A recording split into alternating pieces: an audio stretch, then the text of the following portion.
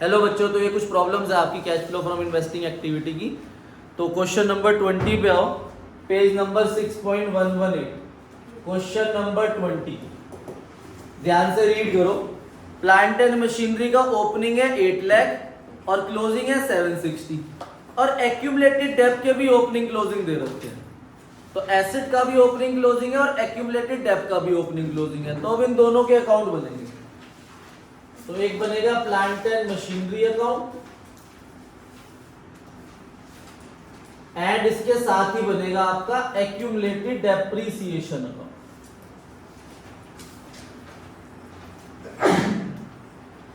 Plant and machinery का आपको opening दे रखा है 8 lakh rupees, to balance brought down and closing balance is 7,60,000। Accumulated डेब्ट का ओपनिंग है 2,70,000 by balance brought down and closing balance is 3,15,000 to balance CB. अब हमें नीचे पॉइंट पढ़ना है और देखना है कितनी एसेट परचेज हो रही है, कितनी सोल्ड हो रही है। फर्स्ट पॉइंट में दे रखा है depreciation charge on plant and machinery. ये डेप्रिसिएशन ड्यूरिंग द ईयर वाला है और ये कहां पर आता है? एक्यूमुलेटेड डेब्ट के क्रेडिट साइड में यहां पर आएगा। बाय डेप्रिसिएशन अकाउंट अमाउंट है आपके पास 80,000। सेकंड पॉइंट कह रहा है machine having book value 1,40,000। Book value का मतलब होता है आज की वैल्यू।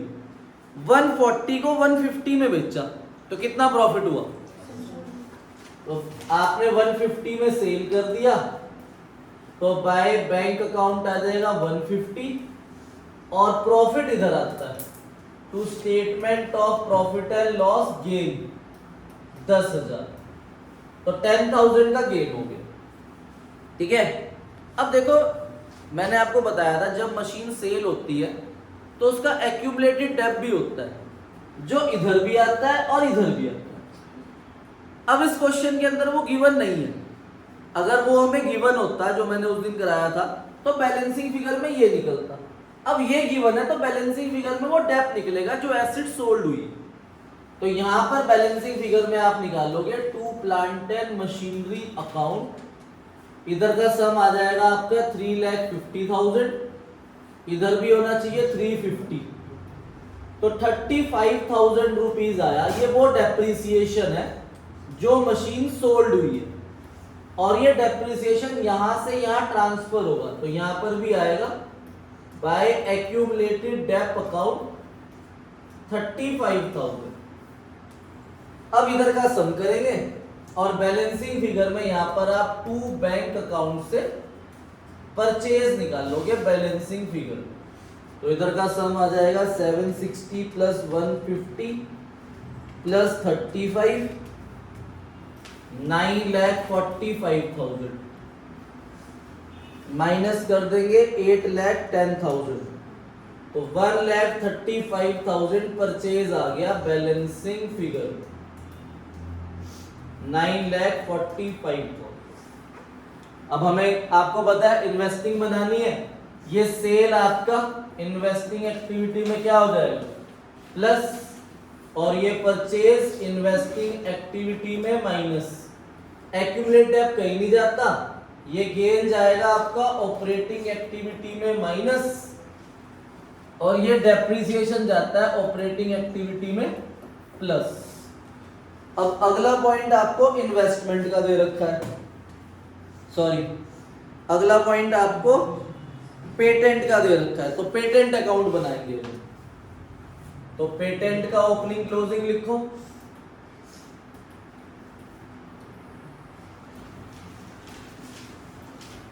पेटेंट का आपके पास ओपनिंग है 320 और क्लोजिंग है 210।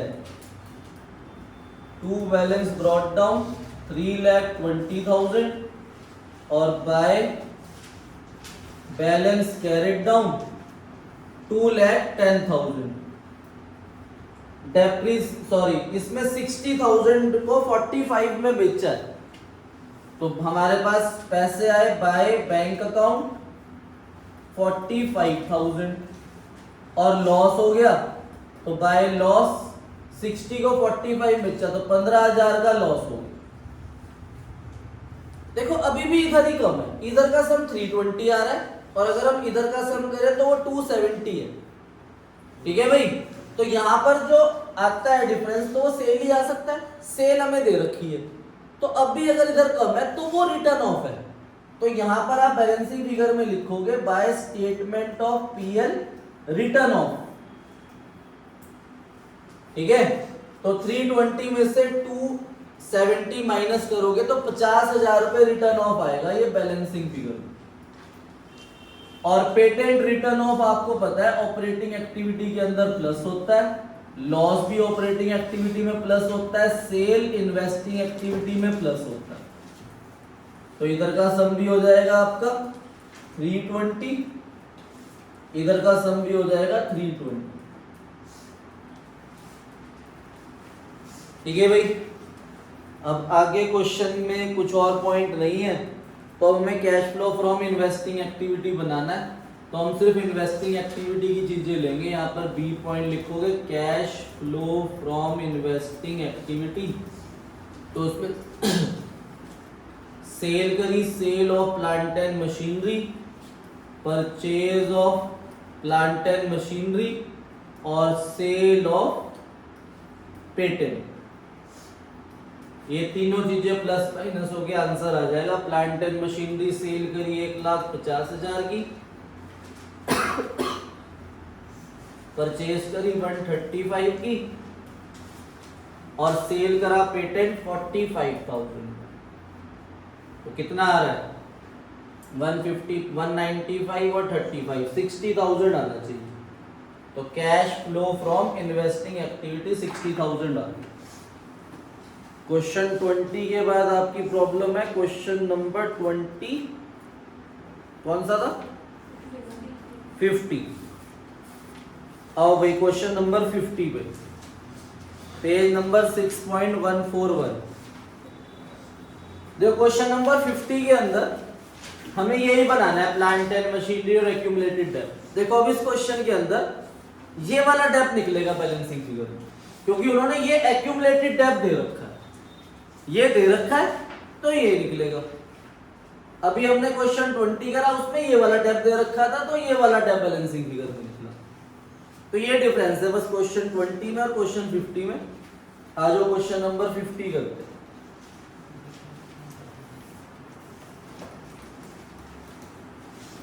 एक हमें बनाना है प्लांट अकाउंट,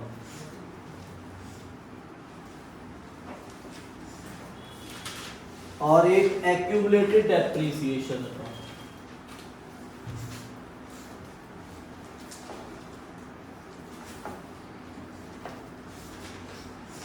प्लांट का ओपनिंग लिख देंगे 7,50,000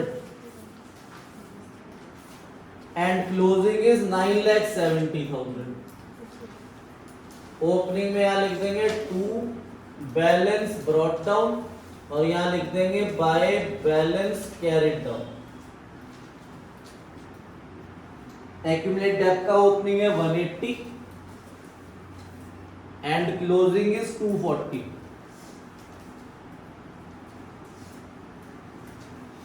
बाय बैलेंस ब्रॉट डाउन और 2 बैलेंस कैरिड डाउन। अब पढ़ो नीचे, कह रहे प्लांट कॉस्टिंग है 145। कॉस्टिंग मतलब इतने में हमने परचेज करी थी, कॉस्टिंग 145 है। एक्यूमुलेटेड डेप्थ देयर ऑन 70,000, 70,000 उस पर डेप्थ लगा है, तो आज वैल्यू कितनी है 75,000। 75,000 को हमने 35,000 में सेल करा, तो हमें लॉस कितना हुआ 40,000 का हमें लॉस। तो देखो इस क्वेश्चन में ये एक्यूमुलेटेड डेप्थ दे रखा है हमें पहले से 70, तो ये वो डेप्थ है जो यहां से यहां ट्रांसफर होता है, तो बैलेंसिंग फिगर में ये वाला डेप्थ निकल जाएगा। तो अब हमने सेल करी 35 में, तो बाय बैंक अकाउंट 35,000 में सोल्ड कर दी, बाय लॉस 40,000 का लॉस हो गया, और बाय एक्यूमुलेटेड डेट है उस मशीन का 70,000, तो वो 70,000 इधर भी आएगा टू प्लांट अकाउंट के नाम 70,000। तो यहाँ बैलेंसिंग फिगर में आ जाएगा bye depreciation account balancing figure, तो 240 प्लस 70 हो गया 310, तो इधर भी आएगा 3,10,000, तो इधर आ गया आपका 1,30,000 आ गया ये डेप बैलेंसिंग फिगर। ठीक है, अब इधर का टोटल करेंगे 9,70,000 प्लस 1,45,000, तो 11,15,000 रुपए आ गए। 11,15,000 में से माइनस कर देंगे 7,50,000, तो यहाँ पर परचेज आ जाएगी आपके पास to bank account purchase balancing figure में। ठीक है, 3,65,000, 11,15,000। तो इस क्वेश्चन में उन्होंने हमसे ये पूछा है कि आपको तो प्लांट परचेज बताना है कितना है, तो कितना परचेज करा 365। आगे पूछ रहा है depreciation charge during the year बताओ, तो डेप्रिसिएशन कितना है 1,30,000, एंड आगे दे रखा है लॉस बताओ कितना है, तो लॉस कितना है 40,000। तो पहले पॉइंट में ये तीनों चीजें पूछी थी। आगे लिखा है सेकंड पॉइंट में कि बताओ हर एक आइटम प्लांट अकाउंट की कैश फ्लो स्टेटमेंट में कहां कहां जाती है। तो आपको बताया अगर मैं परचेज करूंगा प्लांट तो कौन सी एक्टिविटी में जाएगा, इन्वेस्टिंग एक्टिविटी में। सेल करूंगा तो कहां जाएगा, इन्वेस्टिंग एक्टिविटी में। लॉस कहां जाएगा, ऑपरेटिंग एक्टिविटी में। और ये डेप्रिसिएशन कहां जाएगा, ऑपरेटिंग एक्टिविटी। तो उन्होंने ये पूछा है कि ये कौन कौन सी एक्टिविटी का पार्ट है। ठीक है, क्वेश्चन 50 के बाद है आपका 51। क्वेश्चन 51 के अंदर हमें ऑपरेटिंग और इन्वेस्टिंग दोनों बनानी है। ठीक है, तो क्वेश्चन नंबर 51 पे आ जाओ।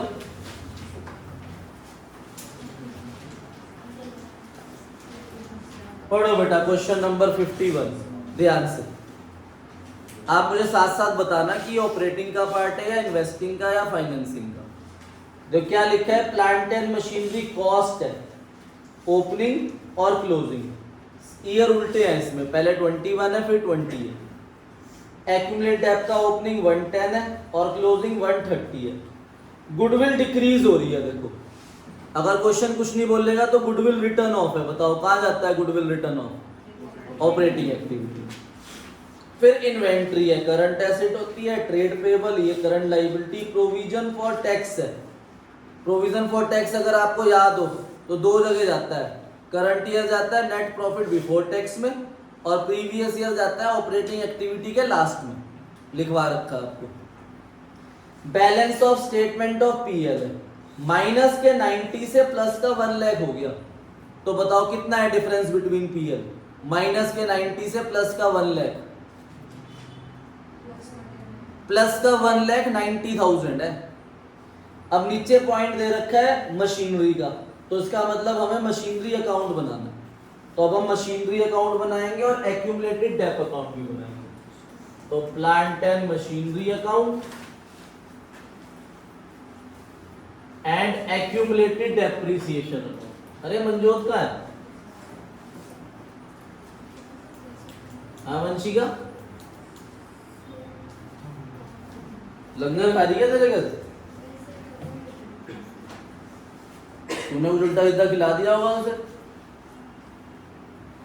प्लांट एंड मशीनरी का ओपनिंग दे रखा है हमें, टू बैलेंस ब्रॉट डाउन 4,20,000 रुपए, और यहां पर by balance carried down 4 lakh. ऐसी एक्यूमुलेटेड डेट का ओपनिंग लिखो 110 by balance brought down 1,10,000 and to balance carried down 1,30,000।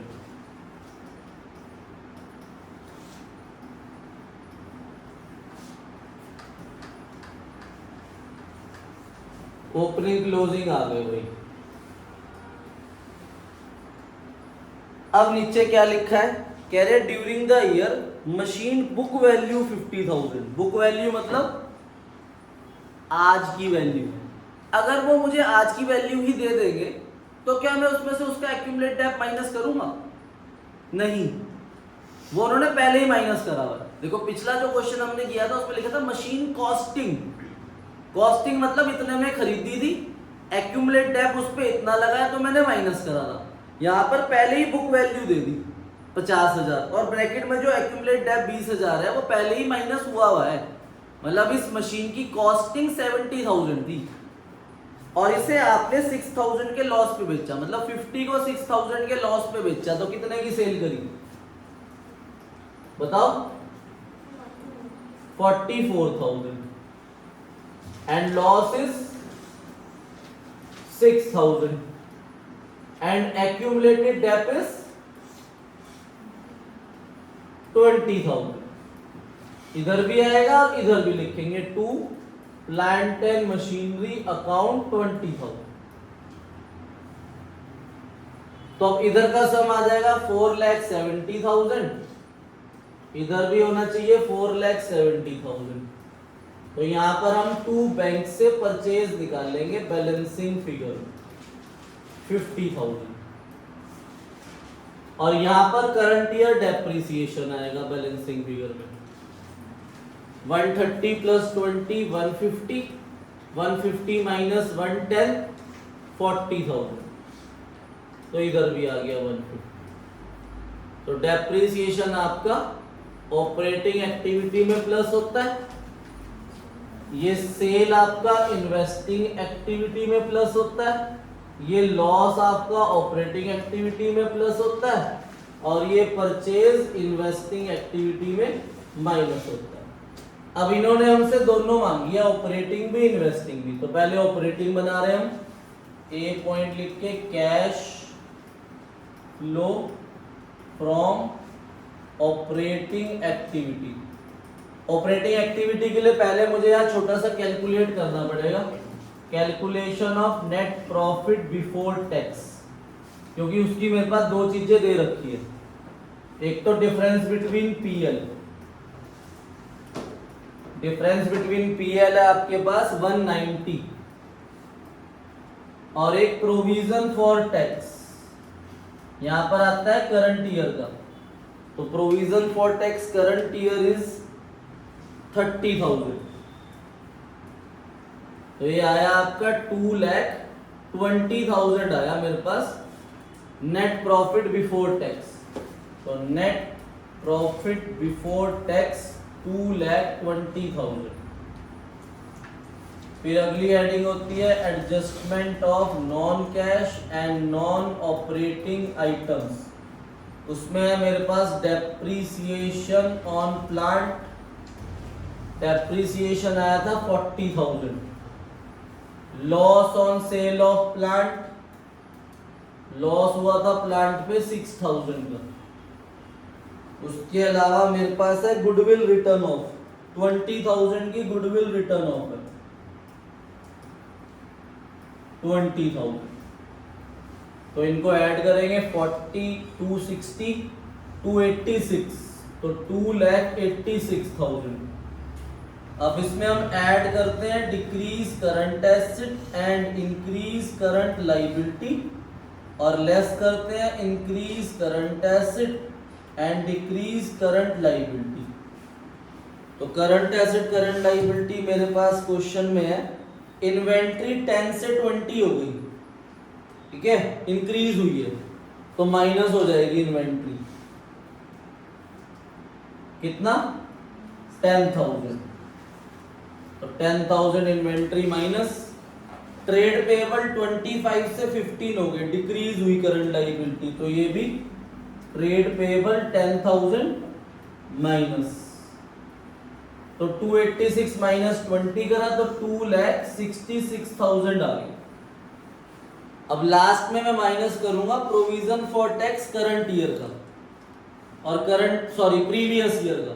तो 20,000 रुपीज ये provision for tax previous year का माइनस करूंगा तो मेरा आंसर आ जाएगा 2,46,000 cash flow from operating activity. ठीक है, नोट कर लो इतना। ठीक है, तो ये ऑपरेटिंग आ गया। अब इसी के नीचे आप फॉर्मेट बनाओगे एक और, B point cash flow from investing activity. बेटा चुप हो जाओ। सेल करी हमने plant and machinery, sale of plant and machinery 44,000 plus and purchase of plant and machinery 50,000 minus. 44,000 plus 50,000 minus, तो 6,000 रुपीज आ गया आपका माइनस का cash used in investing activity. तो बुक में भी यही है। तो सबसे पहले हमें ये बनाना है नेट प्रॉफिट बिफोर टैक्स, फिर उसके बाद ये बनाओगे cash flow from operating activity, ये 246 आ जाएगा। उसके बाद बनाओगे इन्वेस्टिंग एक्टिविटी। तो ऐसा क्वेश्चन भी 6 मार्क्स का एग्जाम में आ जाता है कभी कभार।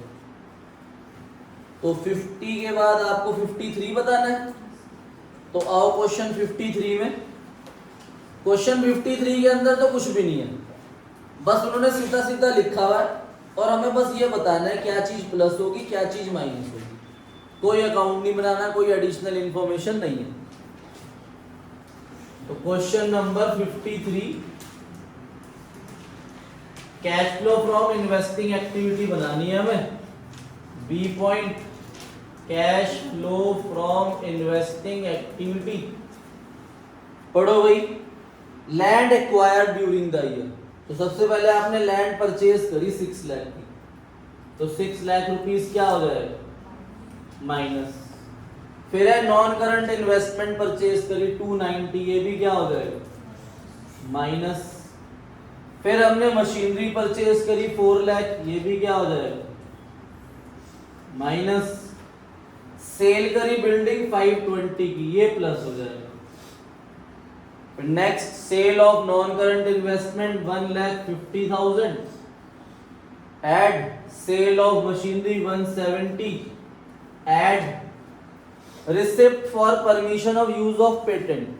पेटेंट क्या होता है? वही मान लो एक कंपनी है, उसने कोई डिजाइन बनाया, कोई बहुत बढ़िया चीज, कोई डिजाइन बनाया या फिर कोई फॉर्मूला बनाया और उसे पेटेंट करा लिया। जैसे मान लो आपको पता है लेज तो आप सबने खाए होंगे, पानी आ जाता है मुंह में तो मेरे। ठीक है, जैसे अब आप बर्गर किंग हो गया या फिर आप और वो हो गया आपका मैकडी, सरसावा की तरफ खुला है मैकडी, मैं तो 3-4 बार हो आया हूँ। आप लोग भी जाओ, बहुत अच्छा होता है उसका बर्गर। ठीक है, और एक मेरे लिए भी लगे आना। तो क्या है कि इनके जो फॉर्मूले या रेसिपी होती है ये उसे बताते नहीं है। अगर ये उन्होंने बता दिया फिर तो कोई भी यूज कर लेगा। तो अगर ये उसे बताते हैं तो ये उसका चार्ज लेते हैं, तभी तो फ्रेंचाइजियां देते हैं ना ये। ठीक है, तो अब पेटेंट मतलब हमने कोई लोगो या कोई डिजाइन बनाया और हमने वो किसी को रेंट पे दिया, एग्रीमेंट हुआ है प्रॉपर, तो वो हमें उसके बदले में रेंट देगा। तो एसेट के बदले ही तो मिल रहा है, तो ये भी ऐड होगा आपका। Receipt for permission use of patent 90,000 rupees, ये भी प्लस हो जाएगा। एंड इंटरेस्ट रिसीव्ड 30,000 रुपीज, ये भी ऐड हो जाएगा। लास्ट में डिविडेंड रिसीव 30,000 रुपीज, ये भी ऐड हो जाएगा। तो इन सबको प्लस माइनस करेंगे, cash flow from investing activity आपका आंसर आ जाएगा। ठीक है भाई, और कोई अनसॉल्व्ड क्वेश्चन में प्रॉब्लम तो नहीं है? इलस्ट्रेशन में प्रॉब्लम है आपकी। इलस्ट्रेशन नंबर कौन सी है? देखो बच्चों, हमने ऑपरेटिंग एक्टिविटी सीख ली, इन्वेस्टिंग एक्टिविटी सीख ली। तीसरी एक्टिविटी और लास्ट एक्टिविटी है आपकी कैश फ्लो स्टेटमेंट की फाइनेंसिंग एक्टिविटी। देखो फाइनेंस से हमें क्या पता चल रहा है? फाइनेंस से हमें ये पता चल रहा है, देखो आपको मैंने बताया था कैश फ्लो स्टेटमेंट कंपनी को बनाने के लिए मैंडेटरी होता है, पार्टनरशिप के लिए भी बनता है। हमारी बुक में एक क्वेश्चन है पार्टनरशिप का या प्रोप्राइटरशिप का, उसका कैश फ्लो बनाना है, पर उन्हें मैंडेटरी नहीं है बनाना। इसलिए कोई भी पार्टनरशिप फर्म या कोई भी proprietorship firm cash flow statement नहीं बनाती। वो उनकी वो डिटेल फुल हो जाती है कैश बुक के थ्रू। 11 में आपने चैप्टर पढ़ा था कैश बुक, जो भी पैसा आ रहा है वो डेबिट में, जो पैसा जा रहा है वो क्रेडिट में, ठीक है। पर कैश फ्लो स्टेटमेंट हमारा कंपनीज एक्ट 2013 बोलता है every company should be prepared cash flow statement, ठीक है। पर कुछ कंपनियां जिन्हें बनाना मैंडेटरी नहीं होता है, डोरमेंट कंपनी। डोरमेंट कंपनी वो कंपनी होती है जो अभी कंपनी कागजों में तो है पर वो भी वर्क नहीं कर रही। जैसे मान लो कोई कंपनी है, उस 3 साल के लिए उसे टेंडर मिला, उसके बाद आगे उसे कोई काम ही नहीं मिला, तो वो कंपनी शट डाउन हो रखी है। मतलब कागजों में तो चल रही है, पेपर वर्क में चल रहा है प्रॉपर, पर उसमें कोई एक्टिविटी हो ही नहीं रही, कोई सेल परचेज, कोई प्रोडक्शन, कुछ नहीं हो रही, तो वो डोरमेंट कंपनी होती है। तो उन्हें कैश फ्लो स्टेटमेंट बनाना जरूरी नहीं होता। जब आगे जाके आप 12th के बाद कंपनीज एक्ट पढ़ोगे तो उसमें कुछ लिमिट भी है कि कुछ टर्नओवर इतने करोड़ से ऊपर है तो ही बनेगी, इतने करोड़ से नीचे है तो कैश फ्लो स्टेटमेंट नहीं बनता। तो ये हमारे सिलेबस का पार्ट वैसे नहीं है, थ्योरी में हम स्टार्टिंग में पढ़ लेंगे थोड़ा बहुत। तो फिलहाल हम फाइनेंसिंग एक्टिविटी सीख रहे हैं। तो कंपनी को चलाने के लिए, बिजनेस करने के लिए पैसा चाहिए होता है। तो पैसा कंपनी 3 तरीके से ले सकती है, मैंने आपको बताया था। सबसे पहले शेयर इशू करके, इशू ऑफ शेयर चैप्टर पढ़ा था हमने। दूसरा डिवेंचर इशू करके, इशू ऑफ डिवेंचर चैप्टर अभी हम करेंगे। और तीसरा लोन लेकर। तो ये 3 तरीके से पैसा आ सकता है। तो ये तीनों चीजें हम अगर हम इशू कर रहे हैं या लोन टेकन कर रहे हैं तो पैसा आएगा, तो क्या कर लेंगे प्लस। और अगर हम शेयर का या डिवेंचर का पैसा वापस करें या लोन का पैसा वापस करें तो पैसा चला जाएगा, वो क्या हो जाएगा माइनस। और शेयर पे हम क्या पे करते हैं डिविडेंड, तो डिविडेंड पेड भी माइनस होगा। डिवेंचर पे क्या पे करते हैं इंटरेस्ट, तो इंटरेस्ट पेड भी माइनस होगा, ठीक है। और लोन पे भी क्या पे करते हैं इंटरेस्ट, तो वो इंटरेस्ट पेड भी माइनस होगा।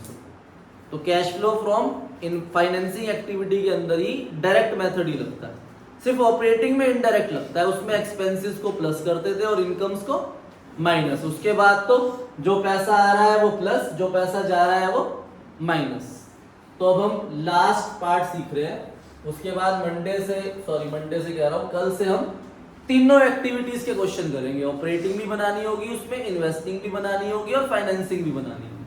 जैसे अभी हमने क्वेश्चन किया ना 51, उसके अंदर ऑपरेटिंग और इन्वेस्टिंग दोनों बनानी थी। अब क्वेश्चन आएंगे ऑपरेटिंग, इन्वेस्टिंग और फाइनेंसिंग तीनों, ठीक है।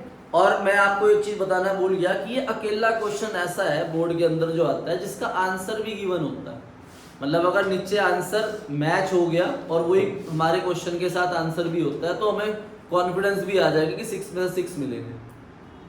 ये अकेला क्वेश्चन होता है जिसका आंसर भी नीचे लिखा हुआ होता है, वो भी बताऊंगा मैं कहाँ लिखा होता है, क्वेश्चन के अंदर ही लिखा होता है उसका आंसर। तो वो अगर हमारी फिगर मैच होगी लास्ट में तो हमारा क्वेश्चन बिल्कुल ठीक है। जैसे अभी तो आपको ऑपरेटिंग का आंसर और इन्वेस्टिंग का गिवन होता है ना, ऐसे नहीं, लास्ट में इन तीनों एक्टिविटी के बाद एक आंसर आता है, वो क्वेश्चन के अंदर गिवन होता है। और वो हर क्वेश्चन के अंदर हम मैच करते हुए चलेंगे कल से जब हम बड़े क्वेश्चन करेंगे 6 मार्क्स वाले।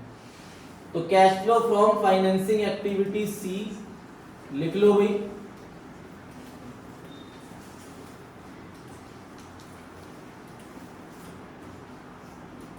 तो cash flow from financing activity में पहले हम प्लस वाली चीजें लिख रहे हैं, proceeds from issue of shares, ठीक है। शेयर कोई से भी हो सकता है, प्रेफरेंस शेयर, इक्विटी शेयर, या फिर proceeds from issue of debentures, ठीक है, या प्रोसीड्स फ्रॉम लोन या लॉन्ग टर्म बोरोइंग्स, कि हमने लोन लिया या लॉन्ग टर्म बोरोइंग्स ली, ठीक है। याद है आपको जब मैंने स्टार्टिंग में आओ कुछ करंट लायबिलिटी छुड़वाई थी, कौन कौन सी करंट लायबिलिटी छुड़वाई थी, याद है किसी को? Current liability, short term borrowings, bank overdraft and cash credit.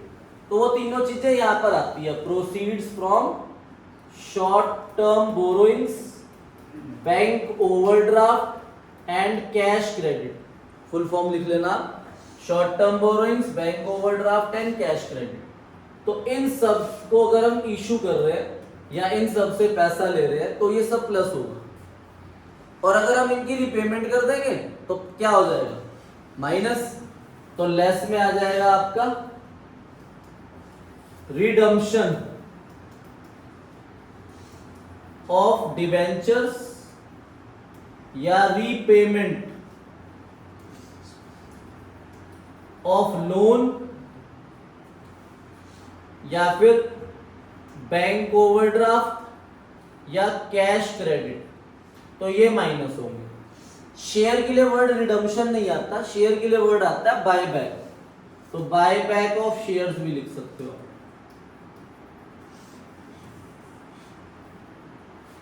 तो ये भी माइनस हो जाएगा। और मैंने आपको बताया अभी कि शेयर्स पे हम क्या पे करते हैं, डिविडेंड।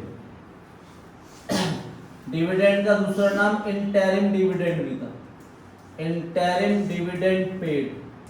तो यहां पर माइनस होगा, वो एक डिविडेंड और लिखवाया था, प्रपोज्ड डिविडेंड प्रीवियस ईयर का आएगा यहाँ, प्रपोज्ड डिविडेंड प्रीवियस ईयर। और लास्ट इंटरेस्ट पेड,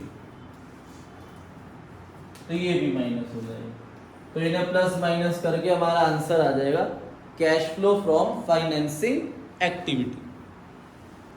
तो देखो बेटा, cash flow from financing activity के लिए आपकी बुक में क्वेश्चन नंबर 24 है। अच्छा एक बात बताओ, एक एग्जांपल बताना।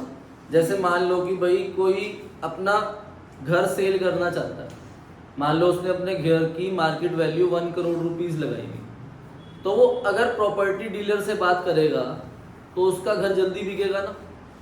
तो अब मान लो प्रॉपर्टी डीलर जो है वो उसका घर सेल करवाएगा तो वो उस पर कमीशन लेगा। तो मान लो प्रॉपर्टी डीलर 1% कमीशन कह रहा है कि मैं 1% कमीशन लूंगा, तो मैंने 1 करोड़ का मकान सेल करा अपना और 1% कमीशन कट हो गई, तो मेरे को तो 99 लाख रुपीज ही मिलेंगे ना। तो cash flow from financing activity के अंदर हमें नेट अमाउंट लिखना है कि जितना अमाउंट हमारे पास फाइनली रिसीव होगा, ठीक है। तो क्वेश्चन 24 के अंदर आप सबको पता है, आपने शेयर चैप्टर पढ़ा था, शेयर के अंदर प्रीमियम होता है, तो प्रीमियम ऐड होके पैसा मिलता है ना, और डिस्काउंट माइनस होके पैसा मिलता था। जैसे अगर हमने शेयर इशू करे प्रीमियम पे, 1 लाख शेयर 10% प्रीमियम पे इशू करे तो 1 लाख का 10% 10,000 होता है, तो मेरे को 1,10,000 रुपीज रिसीव होंगे। तो इस क्वेश्चन को बहुत ध्यान से पढ़ना और लैंग्वेज समझना। देखो क्वेश्चन 24 में हमारे पास ईयर दे रखे हैं 2023 फिर 2022, तो प्रीवियस ईयर करंट ईयर से हमें कंपेयर करना है। सबसे पहले इक्विटी शेयर कैपिटल है जो 7 लाख से 12 लाख हो गया, तो क्या मतलब है इसका, 7 लाख से 12 लाख हो गया। क्वेश्चन पढ़ लो बेटा अनिरुद्ध चौधरी, क्वेश्चन पढ़ लो। घर वालों ने किताब आपको क्यों दिलाई है, ठीक है, इसकी आपको मत भेज देना, पढ़ लेना पहले। हाँ 7 लाख से 12 लाख हो गया इक्विटी शेयर कैपिटल, तो कितना इंक्रीज हुआ, 5 लाख। तो ये पैसा आ रहा है, ये इशू ऑफ शेयर्स है। अगला पॉइंट, 8% प्रेफरेंस शेयर कैपिटल है, 1 लाख से 0 हो गए, ओपनिंग में 1 लाख थे, क्लोजिंग में 0 हो गए, तो इसका मतलब हमने इन्हें पैसे वापस कर दिए, तो रिडम्पशन ऑफ शेयर्स है, तो ये माइनस हो जाएगा, ठीक है। शेयर बढ़ रहे हैं तो पैसा आ रहा है, शेयर कम हो रहे हैं तो पैसा जा रहा है। उसके बाद 9% डिबेंचर है, 0 है ओपनिंग में, क्लोजिंग में कितने हो गए 2 लाख, तो ये पैसा आया है, तो ये प्लस हो जाएगा। फिर 7% डिबेंचर 1 लाख से 0 हो गए, तो ये पैसा गया। अब इन्हीं की डिटेल नीचे लिखी हुई है। इससे पहला पॉइंट कह रहा है कि जो इक्विटी शेयर आपने इशू करे हैं वो प्रीमियम पे करे हैं 2% के, ठीक है। तो ऊपर 7 लाख से 12 लाख हुआ था, तो कितना इंक्रीज हुआ था, 5 लाख। तो 5 लाख पे वो 2% ऐड हो जाए, क्योंकि इक्विटी शेयर के ऊपर या डिबेंचर के आगे जो वैल्यू है वो फेस वैल्यू है। अगर आपको इश्यू ऑफ शेयर चैप्टर याद है तो मैंने बताया था शेयर कैपिटल के आगे हमेशा कौन सी वैल्यू आती है, फेस वैल्यू। तो वो 5 लाख रुपए फेस वैल्यू है, उस 5 लाख पे 2% प्रीमियम 10,000 रुपीज ऐड हो जाएगा, तो मतलब मेरे को नेट अमाउंट 5,10,000 रुपए मिला। सेकेंड पॉइंट, 8% प्रेफरेंस शेयर जो ऊपर रिडीम हो रहे हैं ना, जो 1 लाख से 0 हो गए, मतलब जो 1 लाख हमने पे करे वो 1 लाख भी हमने 2% प्रीमियम पे करे हैं, मतलब 1 लाख रुपीज नहीं दिए, 1,02,000 रुपीज दिए।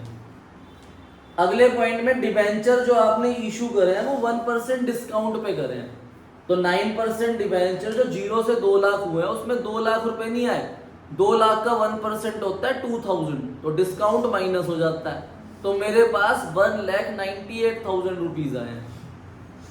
इसी में आगे लिखा है कि 7% डिबेंचर को रिडीम करा 5% प्रीमियम पे, तो डिबेंचर आपके 1 लाख से 0 हो गए, वो 1 लाख नहीं गए, 1,05,000 रुपीज गए, प्रीमियम ऐड हो जाएगा। अंडर राइटिंग कमीशन है इक्विटी शेयर पे 2.5%, देखो वो कमीशन आ गई, तो जो हमने ऊपर इक्विटी शेयर इशू करे हैं 5,10,000 के, उसकी 2.5% कमीशन ले ली हमसे, तो वो कमीशन माइनस होके पैसा मिलेगा हमें। फिर आगे दो इंटरेस्ट पेड और डिविडेंड पेड है, ये भी माइनस हो जाएगा। तो अब हम क्वेश्चन करते हैं, क्वेश्चन नंबर 24।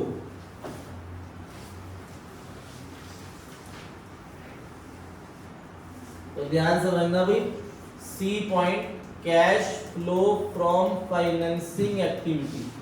तो सबसे पहला point issue of equity shares है, आप पूरा लिखना चाहो तो पूरा भी लिख सकते हो, proceeds from issue of equity share. तो 5 लाख रुपीस थे, 5 लाख में हमने प्रीमियम ऐड करा, प्रीमियम था आपका 2%, 10,000 रुपीज, तो टोटल मेरे पास 5,10,000 रुपए आ गए थे, तो कमीशन भी 5,10,000 रुपए का ही लगेगा, उन्होंने लिखा हुआ है 2.5% on issue price, point number 4 पे। तो 5,10,000 का 2.5% हम कमीशन माइनस कर देंगे, 12,750। तो मेरे पास जो अमाउंट आया वो आया आपका 4,97,250 रुपीज आया नेट में इक्विटी शेयर से। समझ आया ये पॉइंट, प्रीमियम ऐड और कमीशन माइनस करके। अब हमने प्रेफरेंस शेयर रिडीम करे थे तो वो माइनस हो जाएगा, redemption of 8% preference share capital. तो प्रेफरेंस शेयर हमारे 1 लाख थे, पर हमने इन्हें रिडीम करा है 2% प्रीमियम पे, तो 2,000 रुपीज ऐड होके पैसा जाएगा आपका 1,02,000, ये माइनस हो जाएगा। फिर नेक्स्ट के अंदर 9% डिवेंचर आपने इशू करा है, तो पैसा आया है इशू ऑफ 9% डिवेंचर। डिवेंचर जो है वो हमारे 1% डिस्काउंट पे इशू हुए हैं, तो 2 लाख का 1% 2,000 माइनस हो जाएगा, तो नेट अमाउंट इज 1,98,000 रिसीव हुआ। फिर आगे दे रखा है 7% डिवेंचर रिडीम करे हमने, तो रिडम्पशन ऑफ 7% डिवेंचर, डिवेंचर जो है वो हमारे 1 लाख है, तो 1 लाख को आपने प्रीमियम पे रिडीम करा है 5,000 के 5% के, तो 1,05,000 रुपीज माइनस हो जाएगा। फिर नेक्स्ट है आपके पास नीचे दे रखा है interest paid and dividend paid, तो इंटरेस्ट पेड भी माइनस हो जाएगा, interest paid and dividend paid. Interest paid is 7,000 and dividend paid is 8,000, तो 7,000 माइनस 8,000 माइनस, तो प्लस माइनस करेंगे और हमारा आंसर प्लस में आ जाएगा 473,250। तो cash flow from financing activity आ जाएगा। सर जब आपने cash flow from operating activity कराया था तो आपने बताया था कि जो परसेंटेजेस होती है उसका भी कुछ कुछ होता है, ठीक है, कुछ कुछ होता है, हो गया गलती से। तो देखो भाई क्या लिखा है क्वेश्चन 24 में, 8% प्रेफरेंस शेयर, 9% डिवेंचर और 7% डिवेंचर, ये परसेंटेज का मैंने अभी कोई यूज नहीं करा, और मैंने आपको बताया था कि अगर डेट ना हो तो हम ये एज्यूम करते हैं कि ये परसेंटेजेस ओपनिंग वैल्यू पे लगेंगे। अब प्रेफरेंस शेयर मतलब डिविडेंड पेड करना है, तो वो 8% कौन सी फिगर पे लगाऊंगा, ओपनिंग पे, तो 1 लाख का 8% कितना होता है 8,000। ऐसे ही 9% डिवेंचर, ओपनिंग में फिगर है 9% डिवेंचर नहीं, तो ये लगेगा ही नहीं। फिर 7% डिवेंचर है, ओपनिंग में फिगर है 1 लाख, तो 1 लाख का 7% 7,000, तो ये हमें करने की जरूरत नहीं पड़ी 8% और 7%, 9% लगेगा ही नहीं, क्योंकि ओपनिंग में फिगर है ही। ये लास्ट के जो 2 पॉइंट इंटरेस्ट पेड और डिविडेंड पेड है, ये वही लिखे हुए हैं देखो। 7% डिवेंचर, 1 लाख का 7% कितना होता है 7000, और 1 लाख का 8% 8000, वो उन्होंने खुद ही दे दी, तो इसीलिए वो हमें करने की जरूरत नहीं पड़ी। अब मेरी बात सुनो ध्यान से। वो अगर मैं आपको ये बोलूं कि जैसे मान लो कि आपके शेयर ओपनिंग में 10 है और क्लोजिंग में 12,50,000 हो गए। ध्यान देखना, ये ओपनिंग शेयर है, ये क्लोजिंग शेयर है। तो इसका मतलब क्या है कि मैंने इस साल कितने शेयर इशू करे 2.5 लाख। और मैं आपको बोल दूं कि 2.5 लाख शेयर इशू तो करे, पर इसके बदले में कोई पैसा आया ही नहीं, ये फ्री में है। तो क्या कोई कैश का इनफ्लो हुआ? तो क्या मैं इस 2.5 लाख को यहाँ लिखूंगा? नहीं ना। तो अब क्वेश्चन अगर हमें स्पेसिफिकली बता देगा कि जो शेयर इशू हो रहे हैं या जो डिबेंचर बढ़ रहे हैं ये फ्री में बढ़ रहे हैं, इनसे कोई भी पैसा नहीं आ रहा, तो इनको कैश फ्लो स्टेटमेंट के अंदर आप शो नहीं करोगे। तो क्वेश्चन नंबर 26 में यही लाइन लिखी है, बस ये समझाना है, फिर वो होमवर्क हो जाएगा आपका। क्वेश्चन 26 में ध्यान से देखो, इक्विटी शेयर कैपिटल ओपनिंग में 10 लाख है और क्लोजिंग में 12.5 लाख हो गए, 12,50,000। ऐसी 8% प्रेफरेंस शेयर कैपिटल ओपनिंग में 0 है और क्लोजिंग में 2 लाख हो गए। उसके बाद क्वेश्चन में 10% डिवेंचर 3 लाख से 0 हो गए। और इन्वेस्टमेंट इन शेयर, शेयर पे इन्वेस्टमेंट कर रखी है, इन्वेस्टिंग एक्टिविटी का पार्ट है, ये फाइनेंसिंग में नहीं आएगा। हमारे शेयर आते हैं, अगर हमने किसी कंपनी के शेयर में इन्वेस्टमेंट करी हुई है तो वो भी नहीं आता इन्वेस्टिंग में, वो इन्वेस्टिंग में जाता है, फाइनेंसिंग में नहीं आता।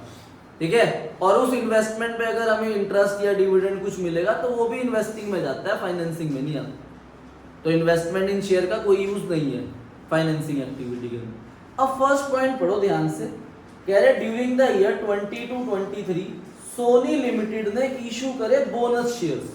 तो बोनस शेयर्स फ्री में इशू करे जाते हैं, किसमें करे जाते हैं? तो बोनस शेयर्स आपने इशू करे 1:4।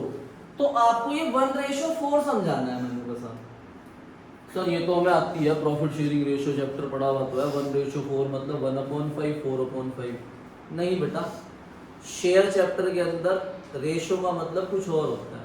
तो 1:4 का मतलब है कि जिनके पास 4 शेयर है उन्हें 1 शेयर दिया गया, मतलब जो पहले ही 4 शेयर के मालिक थे उन्हें 1 और दे दिया, तो वो कितने शेयर के मालिक हो गए?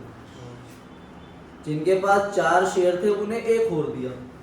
तो जिनके पास 8 शेयर थे उन्हें कितने दिए होंगे? 2। ठीक है, जिनके पास 12 शेयर थे उन्हें कितने दिए गए होंगे? जिनके पास 16 शेयर थे उन्हें कितने दिए गए होंगे? तो जिनके पास 2 शेयर होंगे उन्हें कितने देंगे? 4 शेयर होल्डर को 1 शेयर दिया तो 2 शेयर होल्डर को कितने देंगे? 0.5, आधा। आई बात समझ में या नहीं है? तो जिनके पास 10 लाख शेयर है बताओ उन्हें कितने देंगे? भाई 4 को कितने दिए? 1। 8 को कितने दिए? 2। तो 10 को कितने देंगे? 2.5। 10 को कितने देंगे? 2.5। बात समझ आई? तो ये तो लाइन बन गई, दोबारा सुनो। 4 को कितना दिया? 1। 8 को कितने दिए? 2। तो 10 को कितने देंगे? 2.5। बात समझ आई? तो देखो 10 लाख को हमने 2.5 लाख शेयर दिए, तभी क्लोजिंग में कितने हो गए? तो जो 2.5 लाख इक्विटी शेयर बढ़ रहे हैं ये सारे फ्री के शेयर है, इन्हें यहां नहीं लिखेंगे। आगे अगला पॉइंट, 10% डिवेंचर को हम रिडीम कर रहे हैं 1 जनवरी को। देखो डेट दे दी 1 जनवरी, तो मंथ कैलकुलेट करके इंटरेस्ट निकालना। और अगले पॉइंट में प्रेफरेंस शेयर को हमने इशू करा 1 अक्टूबर में, तो मंथ कैलकुलेट करके निकालना। ठीक है भाई। और लास्ट पॉइंट के अंदर डिविडेंड रिसीव्ड हो रहा है वो आएगा, तो एक बार देख लो इसका solution.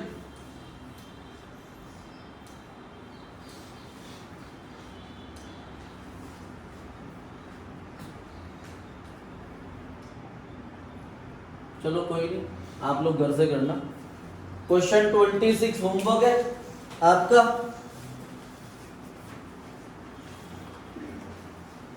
Question 26 question number illustration है बाकी, इलस्ट्रेशन नंबर